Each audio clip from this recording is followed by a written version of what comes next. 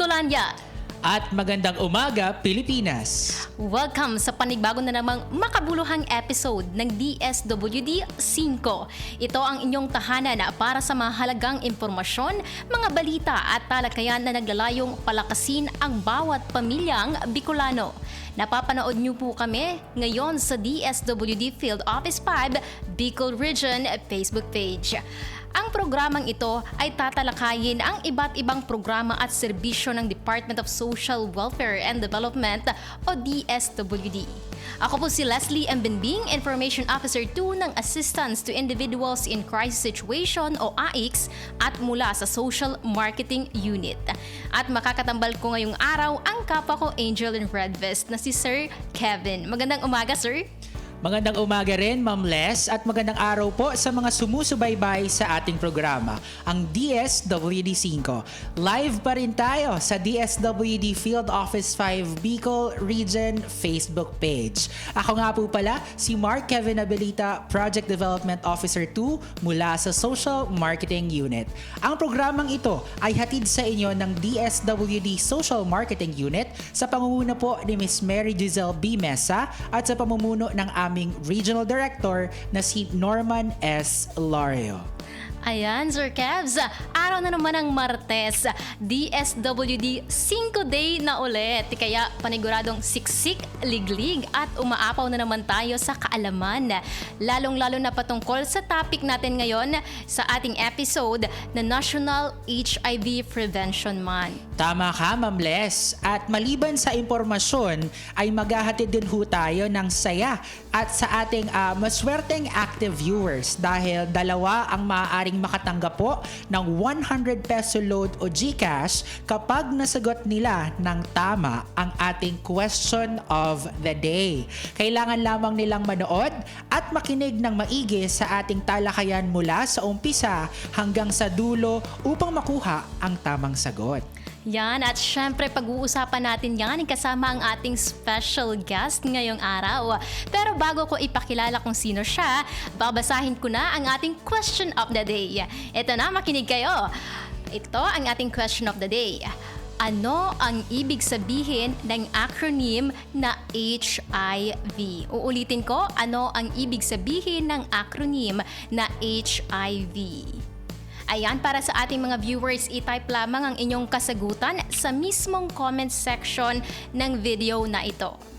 Huwag na tayong magpaligoy-ligoy pa, Ma'am Les. Excited na akong ipakilala ang ating panauhin dahil siya ay ang ating Regional Focal Person for People Living with HIV o PLHIV at Project Development Officer 2 sa ilalim ng Protective Services Division. Siya ay walang iba kundi si Ma'am Myra Joy D. Pobocan. Magandang umaga po, Ma'am. Welcome po sa programa. Batiin po muna natin ang ating mga viewers. Ayan, magandang umaga po sa lahat ng tagapakinig ng DSWD 5. Ayan, magandang umaga po ulit, ma'am. And sa iyo, sir, magandang umaga din ulit. Maraming salamat sa pagpapaunlak dito sa ating panibagong episode. Siyempre, ma'am, sa pagpaunlak sa aming imbitasyon na i-discuss itong advokasya na ito. So, medyo mabigat po ang ating pag-uusapan tungkol sa National HIV Prevention Month. Lalong-lalo nakalakip nito ang stigma at misconception. Kaya, ang unang-una ko pong tanong ay para sa paglilinaw at pag-alam ng katotohanan. So, Ma'am Myra, ano po ba ang HIV? Ayan po, so palagi nating naririnig ang acronym na HIV. Ano po? So, ang HIV ay Human Immunodeficiency Virus. Human po, ibig sabihin, nakakahawa siya ng tao sa tao. Immunodeficiency, ibig sabihin, ito po yung paghina ng ating immune system.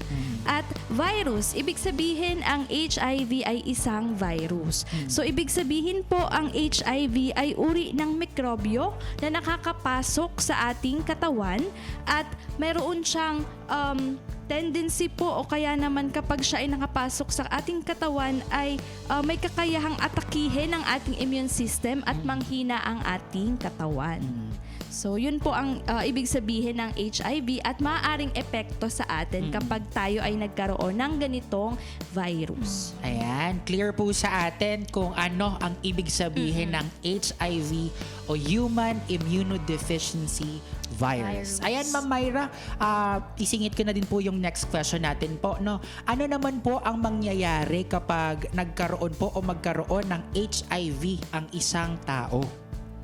Sige po. So kapag nagkaroon ng HIV ang isang tao o kaya naman po siya ay nagkaroon ng virus, so tayo po, bawat isa sa atin, meron po tayong tinatawag na white cells. So ito pong mga cells na to, ito po yung lumalaban at pumaprotekta sa ating katawan kapag may mga mikrobyo na nakakapasok. Kasi minsan, di ba, sa lifestyle o kaya Correct. naman sa mga kinakain natin o kaya sa mga inuinom na tubig, may mga germs talaga na pumapasok sa ating Yes. katawan. At itong white cells na to, ito yung pumaprotekta. Correct. So however, itong HIV, itong mikrobyo na ito or virus na ito, kapag pumasok sa ating katawan, nilalabanan niya itong mga cells na to hanggang sa mas marami na siya kesa doon sa mga cells. So White cells. dahil dahil doon mas naaapektuhan na yung ating immune system kasi mas madami na sila at sila na yung pumapatay doon sa mga white cells natin. Kung ganun, Ma'am Myra, kailan po ba umaatake ang sakit na HIV? Tapos ano po ang mga usual na sintomas nitong tinatawag natin na HIV?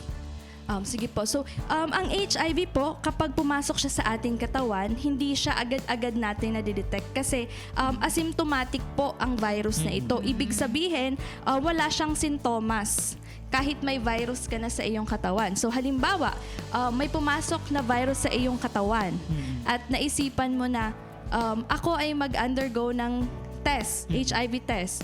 Pero hindi pa dumadaan ang ilang buwan. So, hindi pa ganun ka-accurate yung makukuha mong resulta. Kasi po, meron tayong tinatawag na window period. So, yung window period ay dumadaan pa po ang 3 buwan para masabi natin na accurate talaga kung ikaw ay reactive doon sa virus na yon. So, ibig sabihin po, minsan may mga tao kapag in denial pa sa mga nararamdaman o kaya naman hesitant pa na mag-undergo ng HIV testing, maaaring 2 to 10 years bago mo pa maramdaman yung mga sintomas. And mostly po, yung sintomas po ay dala na siya ng mga opportunistic infections. So, itong mga opportunistic infections, pwede po itong mostly mga tuberculosis, mostly din po yung mga fungal infections, yung iba naman yung mga lymph nodes, yung mga bukol-bukol sa iba't ibang parte ng katawan.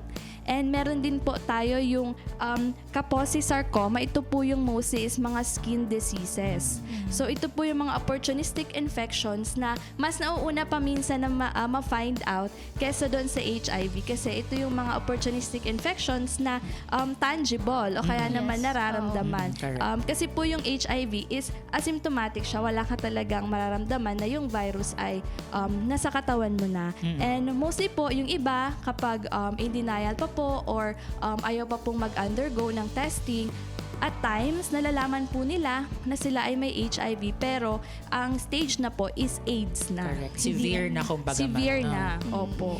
Kaya importante na at early age pa lang, kung available naman yung testing centers, ay magpa-test na po tayo. Magpa-test na. Kumbaga regularly tayo magpa-test para early detection if ever meron din naman. Yes. Opo. Tsaka ano po kasi to, ang HIV testing is voluntary. Correct. So, nasa sa atin po kung ikaw ba ay ready na o kaya naman para mas malaman natin yung status ng ating kalusugan. Di ba po? Yes. Ayun, so madami talagang nabanggit si Ma'am Myra, no? And then kung yung early stage, and then yung pagiging asymptomatic nga nitong HIV, and then kung ano yung possible na mangyari in the long run kung hindi pa siya agad malalaman or hindi pa agad magpapatest yung isang tao. So ngayon, ma'am, nabanggit nyo na rin lamang po kanina yung AIDS. So ang next nating katanungan ay patungkol po dito kasi madalas na napapag-interchange itong dalawa o kaya napagkukumpara. So ma'am, ano po ba ang pagkakaiba ng HIV at AIDS? So kapag may HIV po ba, AIDS na po ba ito?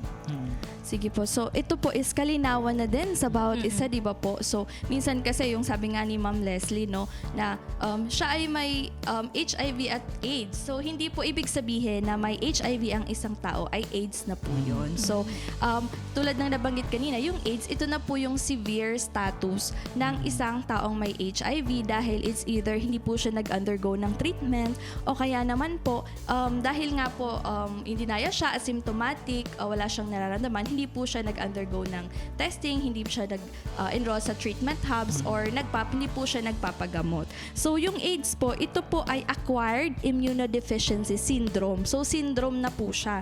So ibig sabihin dati na po siyang infected at tuluyan na talagang nasisira yung immune system niya kasi po ang dami ng underlying na sakit na nararamdaman ng isang tao. So pwede pong meron na siyang cancer, meron na din siyang tuberculosis, pwedeng from time to time may pneumonia po yung isang tao. So yun po yung AIDS, and ang AIDS po ay isang malalang estado ng kalusugan na mahirap i-address, lalo na po kung iba't ibang sakit na po yung nararamdaman ng isang tao. Ayan, malinaw ma'am, no? Sa ating mga viewers, iba po ang HIV sa AIDS. Kumbaga, ang HIV ay ang severe case ng ang AIDS ay ang severe case ng HIV. Malalang estado ng kalusugan ang tinatawag natin na AIDS. Okay? Detalyado po ang pakaka-explain ni Ma'am Myra. Nabigyang linaw din po ang common misconception ng mga tao pagdating sa HIV at AIDS. Ngayon naman po, ma'am, parang noong mga nakaraang mga buwan po kasi sunod-sunod po ang balita tungkol sa tumataas na kaso ng HIV cases po dito sa ating bansa at maging dito sa Bicol region. Sa ngayon po ma'am, matanong po namin kung ilan ang ating active HIV cases dito sa Bicol region.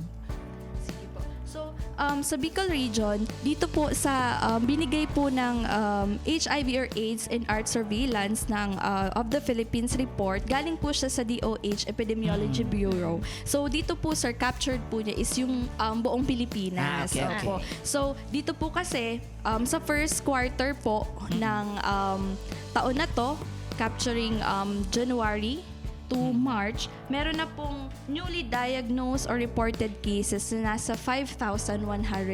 So, sa buong Pilipinas po ito, sir. So, doon naman, sir, sa yung per region, yun po is mostly binibigyan po tayo ng data din ng Epidemiology Bureau. Pero ibababa po nila yun din sa atin at sinishare naman po nila yun sa atin. Pero dito po sa Bicol region, ang pinakamataas po na kaso ng may HIV is ang Camarines Sur. Opo. Okay. Ayan, maraming salamat Ma'am Myra sa datos na ibinahagi ninyo. At ang susunod nating pag-uusapan ay ang mga programa at interventions naman. Lahat ng yan, pag-uusapan natin sa pagbabalik ng DSWD 5.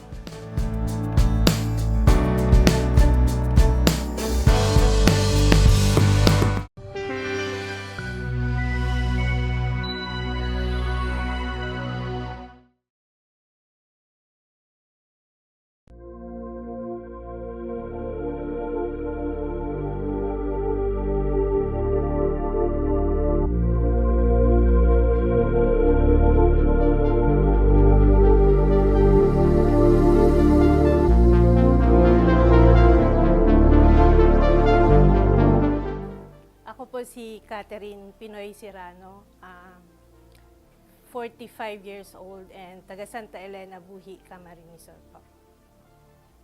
Nag-work po kami sa Quezon City, pero tapos nakatira po kami sa Caloocan, San North. Nag-work po kami, mag-asawa po kami nagtatrabaho sa isang engineering consultancy po. Bali po kasi po, pandemic, July po kami bumalik dito. Nag-decide po yung boss namin na umuwi po muna kami dito sa probinsya dahil sa wala naman po mga projects na dumarating na pumapasok. So, nag-decide po kami na umuwi po muna dito sa probinsya.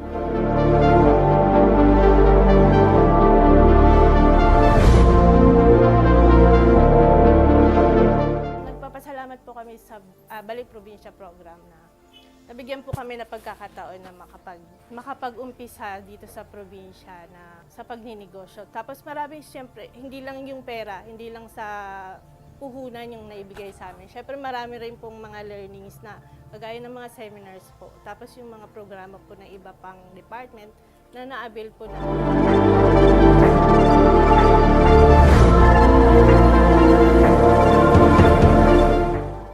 Greatest learning ko na, ayun nga po, na wag panghihinaan ng loob. Kasi nga po,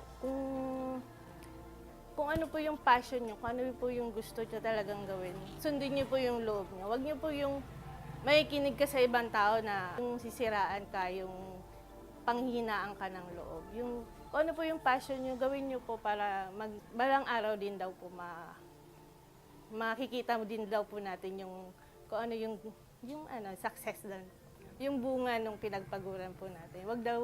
Wag titigil hanggang sa makita po natin yung success po natin. DSWD,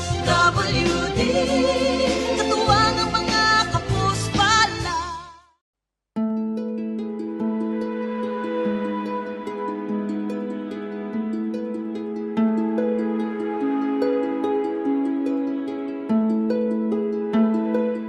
Ang nakikita kong positibong pagbabago, yung ang karamihan hindi na nahihirapan. Yung pagising mo, magbubukas ka na lang ng gripo kasi nasa level 3 na po kami.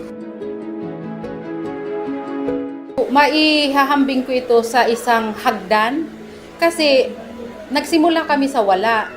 Tapos ngayon, nagle-level up, umaakyat kami, kumbaga isang hagdan na napupunta na kami sa mataas, hindi lang nananatili sa mababang lugar. We ensure na sa budget pa lang nila, they have this certain amount of fund na para ma-maintain naman yung project nila. Kasi anyway, sila naman din ang gagamit and sila magbe-benefit with the program. And ultimately, thankful po ako sa community because they are very cooperative in sustaining the Kalahi Seeds program. Tungkol po sa sustainability ng project ng Kalahi, ang ginawa po namin bilang association, in-involve po namin ang community mula sa pagpaplano, pag-implement, at kung paano ito pahalagahan upang mapakinabangan po ng mga susunod pang generation.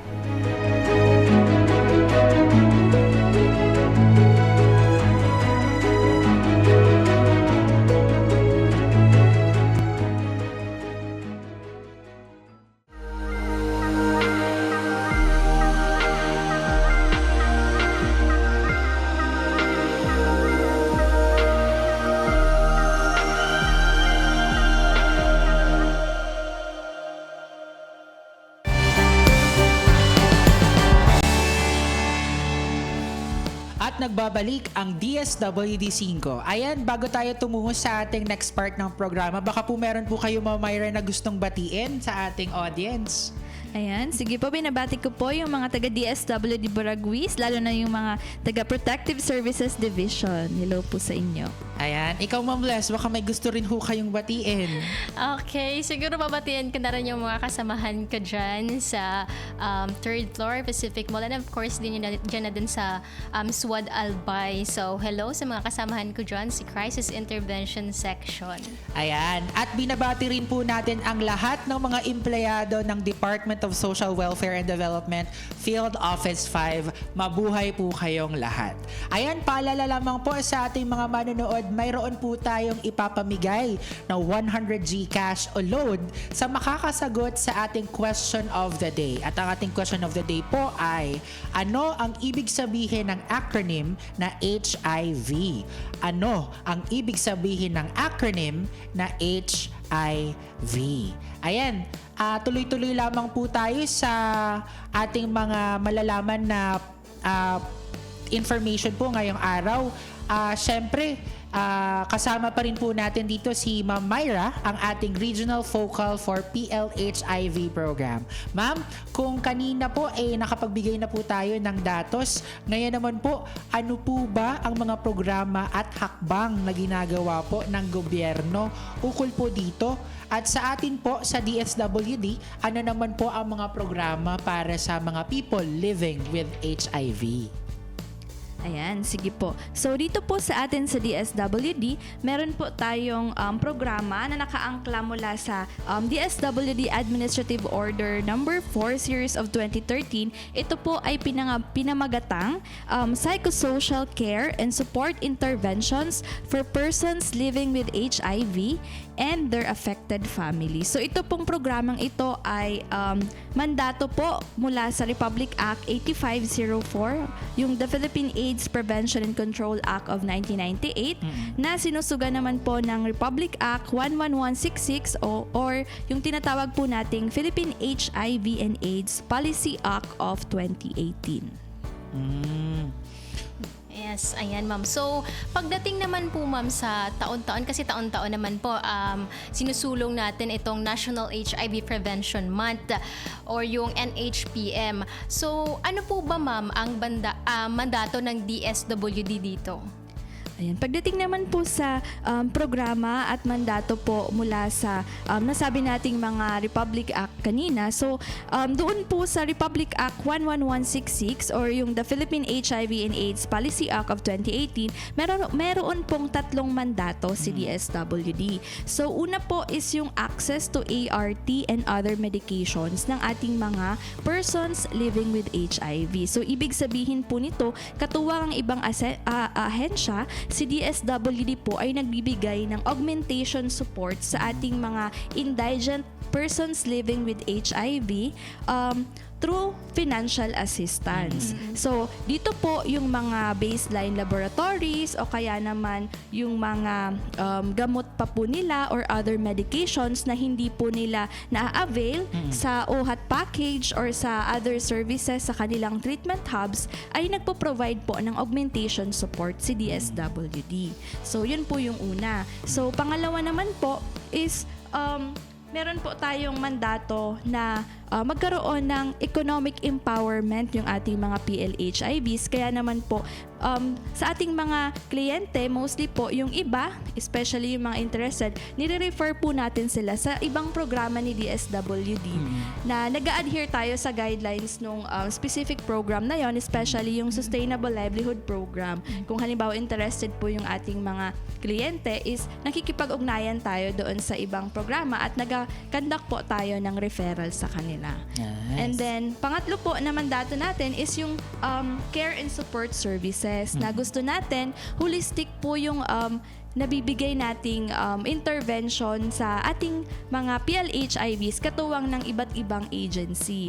So, gusto po natin yung holistic approach na kung kailangan nila ng psychosocial counseling o kaya naman po kailangan pa nila ng further case management, at least matulungan po natin sila.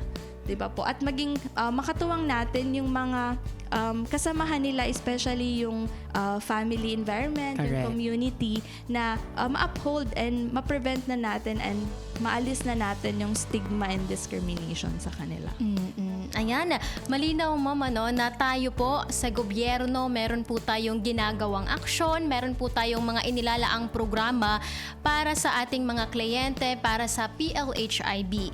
Ngayon naman po ma'am, ano po ba yung common misconception din o mga maling ideya patungkol sa programa na Psychosocial Care and Support Services for persons living with HIV and their affected families? Ayan, sige po. So, isa po sa mga misconception sa programa natin is unahin ko na yung akala nila yung ating programa for the PLHIV ay patungkol lamang sa financial assistance. So, hindi po yun. So, ang programa po ni DSWD on persons living with HIV ay nakaangkla po doon sa tatlong mandato sa atin na nabanggit kanina. So, hindi po siya merely financial assistance lang Oo. kapag sinabing PLHIV program. Pangalawa po, yung financial assistance po sa persons living with HIV ay hindi po siya quarterly assistance kagaya ng ibang programa ni DSWD. So, halimbawa po yung social pension, that is really quarterly assistance provided po sa ating mga senior citizens. Pero ito pong financial assistance for PLHIVs, ito po ay sila po ay dumadaan sa assessment para sila po ay makater natin. Ano po? And then, yung amount po na nakukuha nila ay hindi rin po fixed na amount na halimbawa, kapag dumulog sa ating opisina at humingi po ng tulong, ang kanyang mga dokumento po at maging siya po ay mag-undergo ng interview for assessment po ng ating mga social workers. So, yun po ay pinafacilitate natin sa kanila. And of course po, hindi rin po sila exempted na mag-comply sa ating mga requirements based din po sa ating mga guidelines. At higit po sa lahat, yung assistance po na pinoprovide natin is really based on assessment and not just on being HIV positive. So, isa po sa mandato natin is to be able to cater indigent persons living with HIVs na makapag-augment po tayo sa kanilang mga pangangailangan na hindi na po provide ng OHAT package o kaya naman ng mga treatment hubs kung saan po sila naka-enroll. Ayan, may mga programa ang DSWD dedicated po para sa ating PLHIVs. Ayan ma'am, may tanong po kami, meron po ba tayong mga katuwang o partner agencies na pagdating sa pagsusulong po ng selebrasyon natin ngayon ng National HIV Prevention Month? Ayan, sige po, ang pagtugon po sa mga pangangailangan ng ating mga PLHIVs ay hindi naman po talaga nag-iisa si DSWD. So, si Department of Health po, sila po talaga yung lead agency dito sa Pilipinas sa pag-address po ng HIV and AIDS epidemic. So, ibig sabihin din po, si DOH po, meron din po tayong Philippine National AIDS Council. Sila po yung focus on HIV response. So, katuwang po natin sila. Kasama na rin po dito yung DOJ and UNHCR, yung sa redress mechanism for PLHIVs. Meron din po tayong DILG para mas establish yung ating mga local AIDS council within the locality sa mga municipalities. And then yung regional AIDS action team para mas maging functional siya and mas makatugon tayo locally sa kanya-kanyang mga munisipyo. And then meron din po tayo yung CSC, which is ini-insure yung HIV at the workplace. So, paano ba natin ma-insure po yung at the workplace is, of course, andun yung safe space for everyone. And of course po, yung binabanggit ko kanina, yung ano ba yung binabanggit ni Ma'am na OHAT package? Yes. So, ito po yung outpatient HIV and AIDS treatment package. So, dito po, yung mga baseline laboratories, yung mga gamot ng ating mga PLHIVs ay nakukuha po nila for free through the OHAT package. Nice. Opo. Yon, so if ever pong may gustong magpa-test and may mga laboratories, libre po ang laboratories natin gamit ang OHAT package. Opo, pero mostly po yung nakaka-avail po ng OHAT package is yung may mga PhilHealth. Okay. Opo, yung may mga it's either may PhilHealth sa masa o kaya naman yung iba is through voluntary payment, di ba po? Yung iba naman is with the employee and employer share na hulog na lang. Ayan. So, napakaganda ma'am nung nabanggit nyo, no? Kasi ito yung mga ahensya de gobyerno or government agencies na nagtutulungan. So, ibig sabihin, hindi lang po, kagaya nga ng sabi nyo kanina, hindi lang siya financial assistance na ibinibigay. Kasi parang ito nga yung sinasabi natin, di ba? Whole nation's approach. Yes. Kasi hindi lang isang agency yung magbibigay, kundi nire-refer din siya and nagtutulungan yung kada agencies para hindi ma-stop yung support natin dito sa ating mga kliyente. Ayan, so ito nga yung tulong na ibinibigay natin para maiwasan o mapigilan ang paglobo ng mga kaso din ng HIV dito sa ating bansa. Sabi nga, di ba, Sir Mark, is prevention is better than cure. So, hindi na kailangang antayin pang lumala bago gumawa ng aksyon. Tama ka dyan, Ma'am Les. Mas magandang maging proactive po tayo, at dapat nagpapatest po tayo para siguradong wala po tayong HIV. Kaya naman, Ma'am Myra, para sa ating susunod po na katanungan, saan po maaaring magpunta para magpa-test sa ating testing centers dito po? Ayan, sige po. So, isa din sa mga maganda ngayon, mas marami na, mas localized na yung mga HIV testing center. So, pwede tayong mag-access ng HIV testing services sa mga social hygiene clinic sa inyong lugar. Dito po sa Albay, meron ng Daraga, Ligaw and Tabaco, and meron din po tayo of course sa mga locality natin yung ating mga RHUs or Rural Health Unit, and of course meron po tayong mga DOH accredited din na mga confirmatory laboratory, so doon din dinadala yung further test para makapag-undergo yung ating mga clients. So, meron po tayo sa Bicol Medical Center, meron din po sa Bicol Region General Hospital and Geriatric Medical Center. Ito po is sa Kabusaw. Yes. Ano po? And then, of course, dito yung Bicol Regional Hospital and Medical Center, yung dating BRTTH. And meron din po tayo sa Tabaco City, yung Dr. Lorenzo P. Ziga Memorial District Hospital. So, mga confirmatory laboratory test po ito. And then, yung Labo District Hospital, accredited na din po sila for rapid HIV diagnostic na mga confirmatory laboratories. Meron tayong Verac Rural Health Unit. And of course, Sorsogon Provincial Hospital and yung Masbate Provincial Hospital. So, kung mapapansin natin, lumalapit na sa atin yung pag-access Correct. sa HIV testing services. Ito po ba, ma'am, ito po ba, ma'am, na mga pagpapatest natin, kasi baka ang ibang tao hindi lang, bukod sa natatakot sila malaman ng result, baka wala silang means kung magpapatest sila when it comes to financial stability. May mga hospitals po ba or testing centers tayo within the locality po natin na libre? Mostly po itong mga testing services is for free.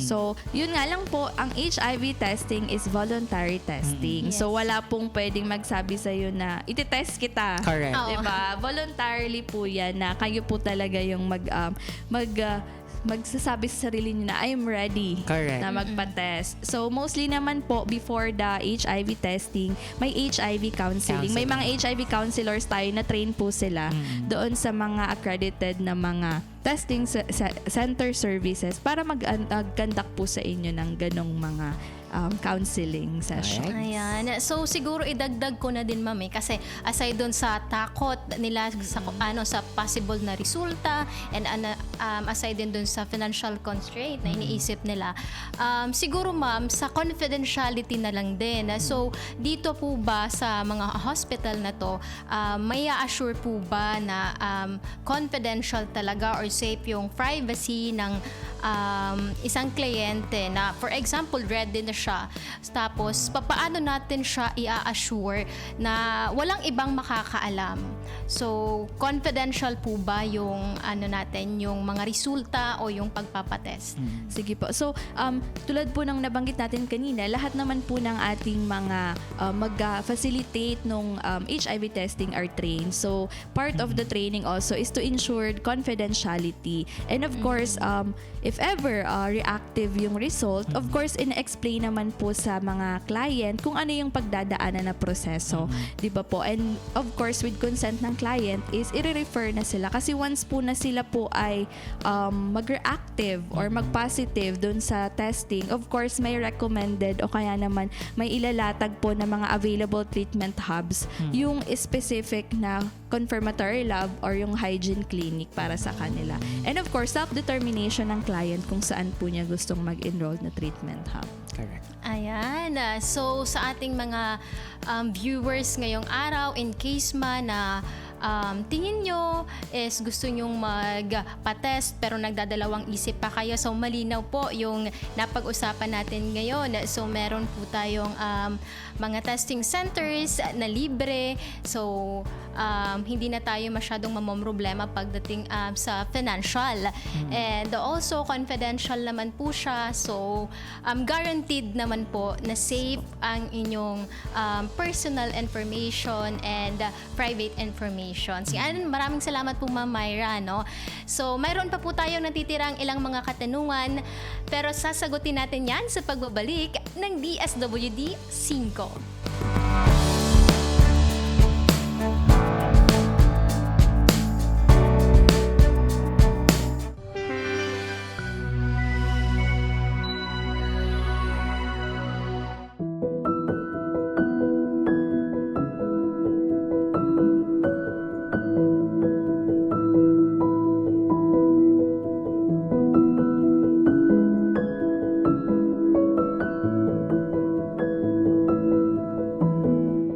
Ako po si Eden Bayeta from Liboro, Ragay, Camarines Sur. 50 years old. Volunteer po ng Kalahi Seeds. Ang nagustuhan po namin sa process ng Kalahi Seeds, kasi po from the start, alam ng lahat ng volunteer kung ano ang gagawin. At ang proseso po, hindi basta lang kakausap kayo ng supplier, may mga bidding po na nagaganap. Kaya, ang nangyayari po, nakaproseso, nasa tamang proseso ang pag-implement ng Kalahi Seeds. Kaya, walang korupsyon na nangyayari.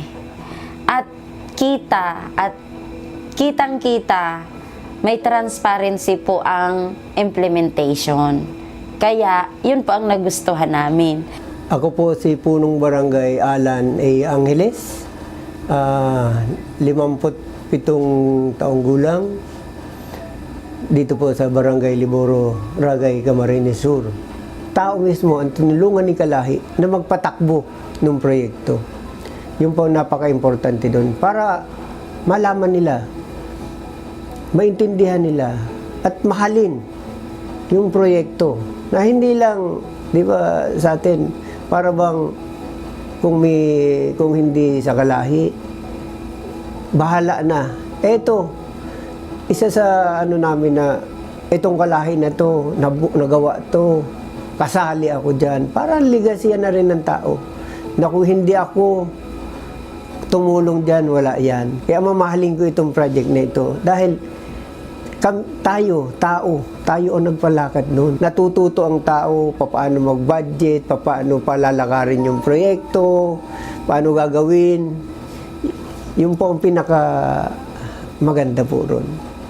Katulad nga po ng palay, pag maraming laman siya, lalo siyang yumuyuko. Ganon din po yung nangyari sa buhay ko. Marami po akong natutunan, marami akong nalaman sa pag-implement ng Kalahi Seeds dito sa amin. Pero hindi po ako nagmataas, hindi ako nagmarunong. Dala-dala ko pa rin po hanggang ngayon. Since po November 2010, ako naging volunteer, punong-puno na po ako ng natutunan from Kalahi Seeds.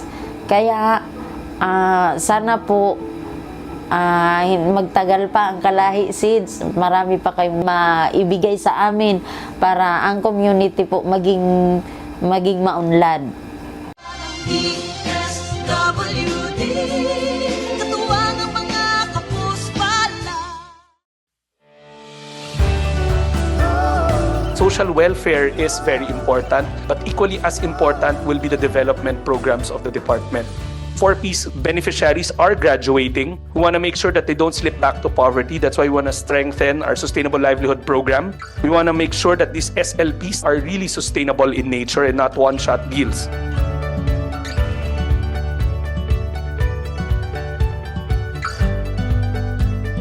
We want to look at the community-driven development of Kalahi Seeds, making sure that the farthest communities are reached by development and that they're community-driven.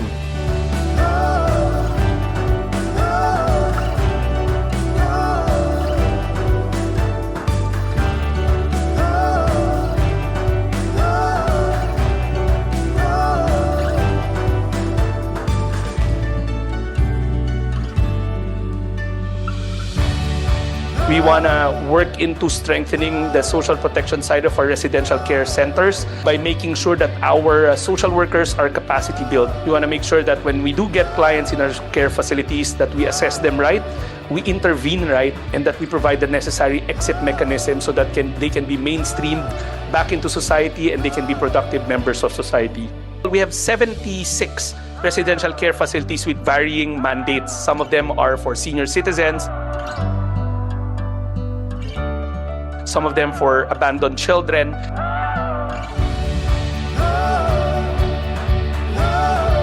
We also want to look at expanding the base so that we can attract more social workers. We stumbled upon recently a facility in the department that was supposed to cultivate future social workers. We want to bring that back and turn it into the DSWD Academy. The facility is existing.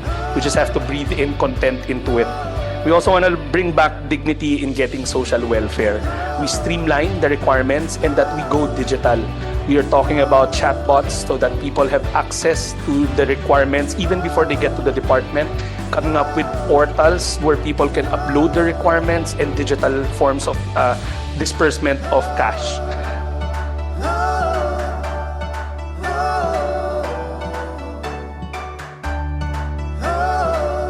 Pagdating sa puso at puso, buo ang puso ng mga taga-DSWD.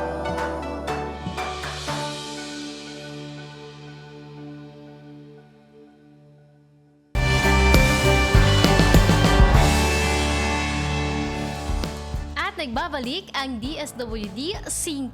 Para sa malinaw at siksik na mga kaalaman, kasama ko pa rin ang ating special guest na si Ma'am Myra. Ipagpapatuloy natin ang ating talakayan. Ma'am Myra, sa susunod na po tayong katanungan, patungkol po ito sa mga treatment hub. Saan po ba maaaring mag-enroll ng treatment hub kapag nag-reactive na po sa HIV? Ayan po. So, gaya din po ng nabanggit kanina, halos lahat po ng probinsya sa Bicol Region ay may mga available na po na mga DOH accredited treatment hubs. So, of course, dito po sa Albay, si Bicol Regional Hospital and Medical Center, meron po tayong BESH Hub. Sila po is accredited na maaaring doon po mag-enroll yung ating mga PLHIVs once reactive na po sila. And then, meron din po tayong Bicol Medical Center sa Naga City. Meron po tayong from Cabusao, yung We Care po, yung Bicol Region General Hospital and Geriatric Medical Center sa Cabusao. And then, meron din po tayo sa Camarines Norte Provincial Hospital na treatment hub, of course sa DAET Camarines Norte. And then, from Masbate po, meron po tayo dito yung Primary HIV Care Facility na nagkikater po ng mga outpatient na mga services, yung Family Planning Organization of the Philippines, yung EPAP. And then, meron din po tayo, of course, meron na sa Catanduanes, Vera Catanduanes, yung Eastern Bicol Medical Center, yung Ginaha Wellness Center, ang tawag po nila doon sa treatment hub. And of course, Sorsogon Provincial Hospital. So, lahat po ng provinces ay meron ng available. So, lumalapit na po talaga yung mga services sa ating mga PLHIVs. Naway ito din po is maging paraan para mas maraming makater, mas maraming mag-undergo ng treatment sa kanilang kanya-kanyang probinsya. Correct. Magandang pakinggan, Ma'am Les and Ma'am Myra, na meron na po ang kada probinsya na testing centers, bukod sa testing centers, meron din pong treatment hub na kayang tumulong sa ating mga PLHIV na i-treat ang kanilang nararamdaman. Pero i-address na po natin, Ma'am, ang elephant in the room, ang medyo maraming gustong malaman nito, kung meron po bang lunas itong HIV natin or cure yung itong HIV. Meron po ba siyang lunas or cure ang tinatawag natin na HIV? Ang HIV po ay walang lunas. Pero meron pong gamot para ma-prevent yung severe cases. So, ibig sabihin po, ang isang PLHIV ay mag-undergo po siya ng antiretroviral therapy or treatment. Ito po is meron po sa kanilang gamot na provided po ng kanilang mga treatment hubs. Free po ang pagpa-refill sa treatment hubs kung saan yun po is iinumin nila. every day. And yung combination po ng gamot is of course based po sa recommended po ng hack physician. Kasi syempre, i-consider po dun if may mga allergies yung ating patients, di ba? So, yun po yung kanilang gamot. So, itong gamot na to po is pinifreeze niya or pinapatulog niya yung mga virus sa katawan para hindi na dumami. Ano po, mini-maintain niya na hindi na mag-duplicate yung virus at hindi na gaanong maapektuhan yung kanyang immune system hanggang sa lahat po ng mga virus na yon is hindi na nagdo-duplicate yung naka-freeze na sa kanyang katawan and hindi na nakaka-affect dun sa kanyang immune system. Tama, ma'am, no? Ang pag-refill po nito ay libre? Yes po, sa DOH Accredited Treatment Hubs po nila. Ayan. So, ngayon ma'am, nalaman na natin yung ganito na fact about HIV. So, may gusto lang po sana akong balikan kanina sa napag-usapan natin para malinaw din sa ating mga kababayan, sa ating mga viewers. Napag-usapan po kasi natin, ma'am, na this year, first quarter, is nagkaroon ng pagtaas nga ng kaso ng HIV dito sa Pilipinas. So, ang gusto ko lang po sanang malaman is yung comparison po para masabi natin kung gaano nga nagtaas and syempre to raise awareness na din sa ating mga viewers. So, kung ngayon, kung tama po ako ng naaalala is 5,000, mahigit 5,000 siya. So, kung ngayon, first quarter, mahigit 5,000 siya, last year po, ilan po yung datos natin? So, kung last year po, sinabi talaga natin na tumaas po yung datos dahil gawin po nating reference for the last quarter of 2024, ang kaso po na newly diagnosed na HIV cases ay nasa 2,380 for the last quarter po yun. And then, kung babalikan natin kanina, yung first quarter na ngayong taon is nasa 5,000 plus. So, malaki yung tig-duplicate niya sa loob lamang ng 3 buwan. And of course, aantayin natin and titingnan din natin ano ba yung ngayong darating na second quarter at magto-third quarter. So, lumulobo yung kaso and mostly po yung increase din po kasi sa kaso ng HIV pagdating sa ating mga young key populations which are the youth sector. Opo. Ayan. So, currently po, yun yung nakikita natin na data and kaya natin na-confirm na may pagtaas talaga. Yes, ma'am. Pero in terms of ano po siya, yung cause or yung reason na nakikita natin bakit nga siya tumataas. Meron na po ba tayong nakikita na dahilan ng pagtaas na ito? Is it because of technology, social media, or meron din po bang impact dito yung pagtaas na din ng bilang ng ating mga testing centers? Opo. So sa kaso po nito na pagtaas ng datos at mga maaaring naging cause is of course may curiosity yung ating mga young key populations, and then yung ano din po, isa dito is mas na-localize na din yung ating mga testing centers, mas accessible siya, and marami din pong initiatives. Of course, kailangan nating i-give credit yung initiatives po, yung mga advocacies ng ating mga non-government organizations. Yes. Na sinda po talaga yung bumababa talaga sila sa mga schools, sa mga universities, and even sa mga iba pang mga settings, sa minsan pag may mga barangay activities o kaya naman sa mga malls, minsan nag-establish po sila doon ng kanilang booths po para for HIV 101, HIV testing and counseling. So, mas lumapit na din yung mga treatment hubs and social hygiene clinics din. Ayan, kung kanina po ma'am, napag-usapan po natin yung mga ginagawa ng ahensya, ginagawa ng gobyerno kapag mayroon ng HIV ang isang tao. Ngayon naman po, itatanong ho namin kung ano po ba ang mga paraan para maiwasan naman itong HIV at ano-ano po ang mga dapat tandaan kapag HIV ang pinag-uusapan. Sige po. So, kapag naman po pinag-usapan natin yung HIV, so tayo ay magbibilang ng 1, 2, 3, 4, 5. Ayan po. So, interesting. Opo. So, para mas madaling tandaan natin. So, una po, number 1, na dapat nating tandaan kapag pinag-usapan ng HIV, ano po ba ang kaugnayan ng sexually transmitted infection sa HIV? So, parehas po kasi ng paraan ng pagkakahawa. So, Yes. later on, mapag-uusapan natin yung paraan. And then, parehas din yung paraan ng pag-iwas. Okay po. And then, kapag po kasi may sexually transmitted infections ka, mas malaki yung tsansa na ikaw ay magkaroon ng HIV. And then, usually po, pag nag-usapan yung HIV, palaging kasabay si sexually transmitted infection. So, ano po ba yung mga STIs? Examples po nito is syphilis, gonorrhea, chlamydia, and herpes. So, mostly, kaano din siya, kaugnay din siya ng pag pinag-usapan yung HIV.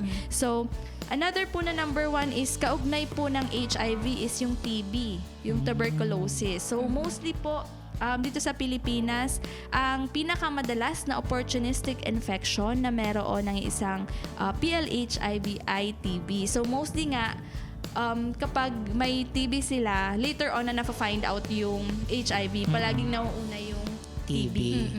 So, ang TB din po ay isang senyalis na mahina yung ating immune system. Kaya tayo ay nadapuan ng TB. So, malaki po kasi yung tsansa na magkaroon tayo ng opportunistic infections kapag yung ating immune system ay mababa or mahina. Ayan po. At isa pong kaugnay ng HIV ay ang pregnancy or pagbubuntis. Kasi po, of course, ang pagbubuntis ay isang patunay po na ang isang babae ay nakipagtalik na walang proteksyon. Correct. Okay, yung mag-partner or mag-asawa ay nagtalik ng walang gamit na protection. At dahil din po sa pagbubuntis or pregnancy ay maaari pong mapasa ang HIV mula sa ina patungo sa bata. Ito po yung tinatawag natin na vertical transmission. Kaya po may mga kaso tayo or minsan may mga datos na months old pa lang, bakit may case ng HIV? So, dahil po yun sa vertical transmission na naipasa po ng ina patungo sa kanyang anak yung virus. Ayun. Yun po yung number one. Yes. Okay pa po ba tayo sa number 1? Okay. Yun po is, ang number 1 is ano yung kaugnayan ng HIV sa STIs, sa TB at sa pagbubuntis. So, pangalawa po, ano po yung dalawang yugto ng HIV? Of course, kapag may HIV ka, you are infected with HIV. Ito ay naging successful yung virus na pumasok sa iyong katawan. Ayun po. Pangalawa naman po na yugto, which is number 2 pa din, is AIDS condition. So, worse or severe stage. Kung saan po, yung kondisyon na mo ay nag-severe na or worse na at nahihirapan na yung katawan mo na dumipensa doon sa sakit. Kasi AIDS na po siya. So, yun po yung number 2. Number 2. Ano pong sunod? Number 3. Okay, number 3 po. Yung number 3 naman po, ito na. Paano naihahawa ang HIV? So, una po, of course, pakikipagtalik ng walang proteksyon na gamit. Pangalawa naman po, pagtanggap ng kontaminadong dugo. However po, disclaimer, yung ating mga blood bank, sila naman po ay nag-undergo na mga testing para ma-ensure na hindi contaminated yung mga bloods. However, wag po tayo makikipag yung transaction minsan na pag nagkakaubusan na ng blood is makikipag-transaction outside na kumbaga mga hindi sa legitimate na mga agencies. Hindi mga illegitimate na agencies. Doon po, maaaring maging at risk. Yes. So, kaya kasabay po siya sa maaaring mahawa kapag hindi tayo dumaan doon sa proseso ng pag-access minsan kapag kailangan ng dugo. And then, pangatlo is mula sa inang positibo sa HIV patungo sa kanyang anak, which is the vertical transmission. Yan po. So, yun po yung tatlong paraan kung saan naihahawa po yung HIV. Ayun. Pang-apat, ano naman po yung 4 na likido na paraan para mataas yung tsansa na mahawa sa HIV. Una po is dugo. Pangalawa is tamod. Ayan. Pangatlo is hima. So, ano yung hima, ma'am? Hima po is yung vaginal discharge. Opo. And then, pang-apat is gatas ng ina. So, may mga nagtatanong, ang saliva ba ay nakakahawa ng HIV? Maaaring makahawa through saliva, pero kailangan mo po ng isang timba ng saliva. Kaya hindi po siya sinama. Kasi Grabe naman kung grabe makapag-produce tayo ng isang timba. Correct. Kasing apat na to, kahit konti lang, as long as na-transfer talaga yung virus, malaki yung chance na ma-transfer through this fluid. So, yun po yung apat. Huwag po natin isabay yung saliva. Saliva. Dugo, tamod, hima, at gatas ng ina. Ayan. And then, panglima, paano ba natin maiiwasan ng HIV? Of course, sa panglima, tayo po ay mag-alphabet. A, B, C, D, E. Ayan. Una po, abstinence. So, ayoko muna. Ayan. Minsan magsabi, ayoko muna. Ayan po. Pangalawa po, be mutually faithful. So, basta ikaw at ako lang. Okay? So, mutual, ibig sabihin po, parehas po kayong faithful. Okay po? And then, pangatlo po, consistent and correct use of condom. Consistent and correct. Baka po kasi consistent lang. Yung Pero correct, mali. i-ensure po natin na consistent and correct. Correct. Yes. Opo. Gamitin ang condom ng palagian at tama. Correct. Okay po. Kasi baka mali po yung paggamit ng condom. So, Yes, hindi yes. pa rin siya maiiwasan. Pang ano po, letter D, do not use drugs and alcohol. So, yung droga po at alcohol ay iwasan natin. Bakit? So, minsan baga may mga bagay tayong hindi nagagawa dahil in the influence of Yes. drugs or alcohol. At Oo. minsan naman may mga drugs na through injection. So, yung mga syringe, hindi po siya Yes. kasi Hindi ganun safe. And then, lastly, letter E, education, early detection, and early treatment po ay napakahalaga talaga. So, yung ginagawa nating mga information, caravan, orientation, yung mga free HIV counseling and testing is napaka-importante para ma-realize ng bawat isa na magpa-HIV testing. Correct. So, yun po yung mga paraan para maiwasan yung HIV. At isa din po sa pinopromote natin is yung combination prevention. Yes. So, si combination prevention is yung paggamit po ng condoms and lubricants. Yung PrEP, na usually po ginagamit siya para yung partner ng isang PLHIV ay hindi na po mahawa doon sa kanyang partner. And then, yung safe needle and syringe practices. Diba? Yung bawal mag-share. Yes, yes. Bawal yung second time na gamitin. Diba Yes. po? And then, yung U equals U. Yun po yung goal natin na ang isang persons living with HIV is maging undetectable para hindi niya po matransfer yung virus sa kanyang partner or sa kanyang magiging partner o kaya naman sa kanyang asawa. Ayan, sobrang daming information na pwedeng i-absorb ng ating mga viewers. Maraming salamat po, Ma'am Myra. Pero bago po tayo magtapos, ano po, Ma'am, ang inyong mensahe sa ating viewers? Paalala po o pabatid, lalong-lalo na patungkol sa HIV at AIDS, lalong na po ngayon na nagse-celebrate po tayo ng HIV month.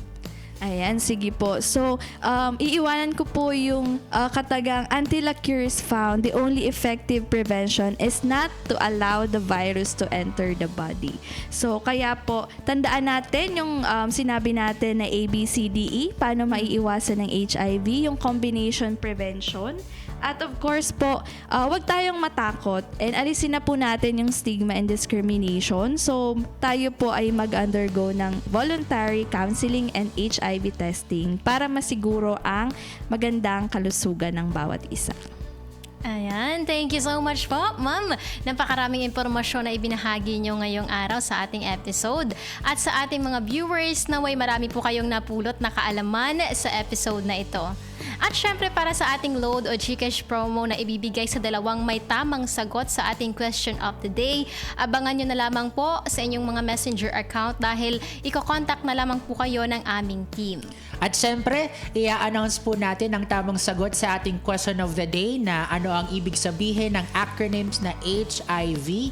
At ang tamang sagot po ay, of course, Human Immunodeficiency Virus. Ayan, congratulations sa winners at muli maraming salamat po, Ma'am Myra. Thank you po. Para sa ating mga viewers, huwag niyo pong kalimutan na i-like at i-follow ang aming official social media accounts. Sa Facebook, hanapin po ang aming Facebook page na DSWD Field Office 5 Bicol Region. At para naman sa Twitter, Instagram, TikTok at YouTube, i-search nyo lamang po ang username na @DSWDFO5. Abangan ang mga susunod pang programa ng DSWD 5 sa ating official Facebook page. Tuloy-tuloy din po ang ating serbisyo at pagbibigay ng kaalaman para sa bawat pamilyang Pilipino. Muli kami ang inyong hosts na sina Mark Kevin Abilita At Leslie M. Bending. Ang programang ito ay hatid sa inyo ng DSWD Social Marketing Unit sa pangunguna ni Ms. Mary Giselle B. Mesa at sa pamumuno ng aming Regional Director na si RD Norman S. Lario. Hanggang sa muli nating kwentuhan dito sa programang naglilingkod ng may extra love at extra care. Ginagawa ang lahat mula sa puso. Ito ang DSWD 5.